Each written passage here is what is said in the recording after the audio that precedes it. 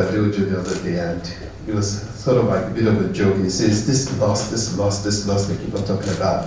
Where is it? I don't see it. I guess a lot of people probably are stunned at the figures that are bandied about. There's so many figures. I have one, for instance, from this spree, which says the post-harvest loss is actually valued at $8.9 billion per annum. That in effect is about 2.7 trillion.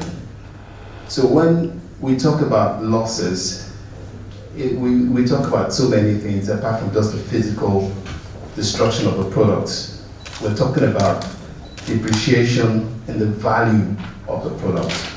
We're talking about the nutritional value of the product. We're talking about the loss of revenue to the farmers.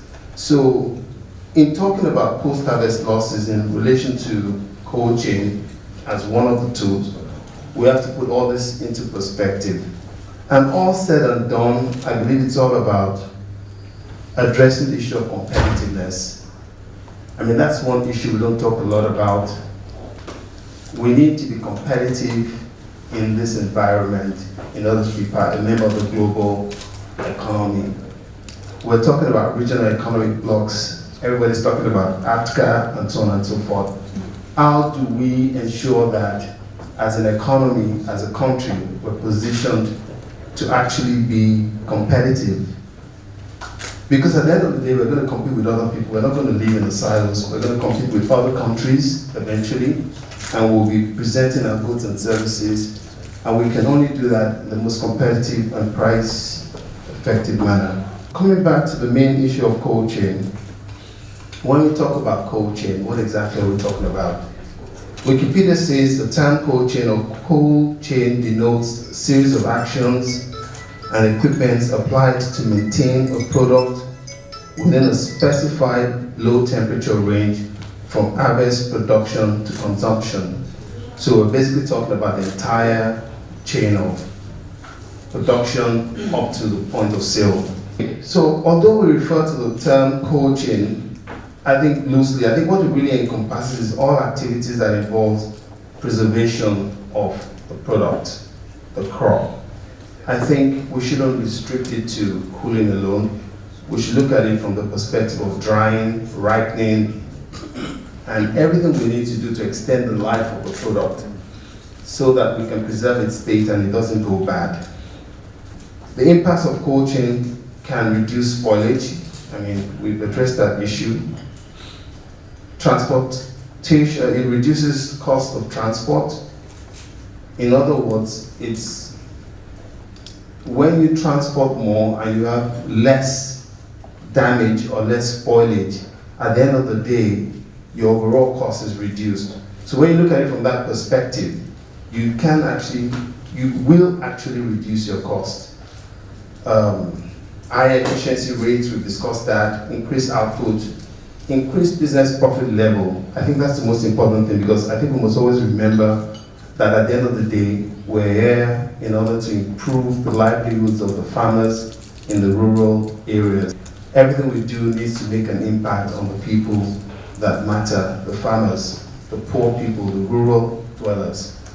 The cold chain cuts across so many sectors, as Dr. mentioned earlier on in his presentation. The core areas, for instance, is milk, fruits and vegetables, root crops, pharmaceuticals, as Dr. mentioned, poultry, meat. All these areas are critical. They're critical and they require, at some point, some kind of preservation, some kind of cold storage in order to extend the shelf lives and reduce spoilage. I think the point Doctor was trying to talk about in his initial open addresses, there needs to be a high-level strategic decision by the government to look at the sector, to look at cold chain itself as a sector and not as different activities that lead to production and distribution of goods and farming. It needs to be looked at strategically. We borrow ideas from so many countries like India, America, China, that have a huge capacity in terms of their cold storage. India, on record, as the largest with 330 million cubic meters of cold storage. US, followed closely by China. In Nigeria, we tried to do a mapping recently, sponsored by GAIN, to find out what exactly is our capacity. And the figures we got is absolutely stunning. We found out that although it was incomplete, because we only did certain local governments in Lagos, but we came up with 250,000. I mean, if Lagos represents over 60% of the entire economy in the country, and we can only get 250,000 cubic meters of cold storage space, it shows that there's a lot of work to be done. It shows how backward we are in terms of industrializing our agricultural value chain. Because at the end of the day, that's what it's all about. Introducing cold chain is all about industrializing our agriculture, making it more effective, increasing the volumes. I mean, we see a lot of problems recently with herdsmen, ruga issues and all that. At the end of the day, it's addressing an issue that's got to do with not being able to increase the earnings of the cattle, people that herd cattle. If we can get them to produce more milk, for instance, rather than just rely on slaughtering the cow, then we can get them to earn more money. And the challenges we have now is that they're not able to do that because you can't get milk from a cow and not preserve it. It's going to go bad very, very quickly. And even when you produce the milk, how do you get it to Lagos? How do you get it to all the various areas where they're required? So, solutions. We need to have an effective cold chain management systems. We need trucks for transportation. We need storage at the farm gates, and we need an effective point of sale material. In doing all this, as Doctor said, the building block is that picture you see there, insulated panels. Because as I said earlier on, either you're cooling the product or you're eating it or you're drying it, you need to put it within a compartment where you would retain the temperature and you're going to have less, as much as possible, little thermal conductivity. So sandwich panels are the building blocks of any cold room architecture that you want to apply. Insulated panels, in short, as they're called. They're the building blocks for any cold chain systems. So those things you see earlier on, slide number 13, please.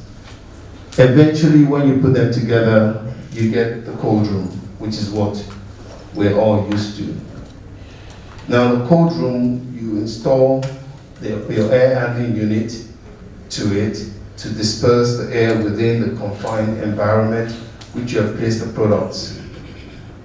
Now, either you're drying, you're dehumidifying, you're cooling, whatever the case may be. At the end of the day, the goal is to extend the life of a product.